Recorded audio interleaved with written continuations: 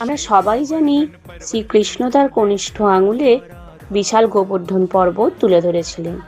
কিন্তু কেনই বা দেবরাজ ইন্দ্র প্রবল রাগে পুরো বৃন্দাবনকে ডুবিয়ে দিতে চেয়েছিলেন? আজ শুনবো সেই অদ্ভুত ভক্তি আর প্রেমের কাহিনী। বৃন্দাবন তখন উৎসবের আমেজে মাতোয়ারা। সবাই মিলে আয়োজন করেছে দেবরাজ ইন্দ্রের পুজোর। ছোট্ট কৃষ্ণ এসে নন্দ মহারাজাকে জিজ্ঞাসা করলেন, বাবা, আমরা ইন্দ্রের পূজা কেন করি?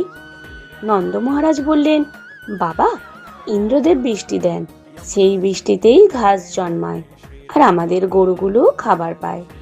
কৃষ্ণ হেসে বললেন, বাবা, বৃষ্টি দেওয়া তো ইন্দ্রের দায়িত্ব, কিন্তু আমাদের প্রকৃত অন্নদাতা তো এই গোবর্ধন পর্বত।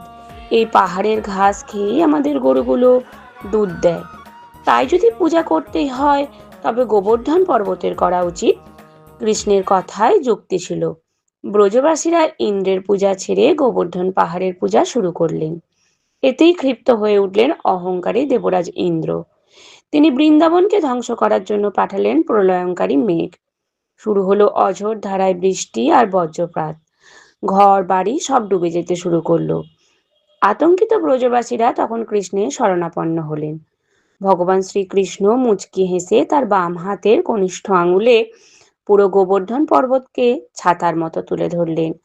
টানা 7 দিন 7 রাত সেই পাহাড়ের নিচে আশ্রয় নিল গোটা বৃন্দাবন।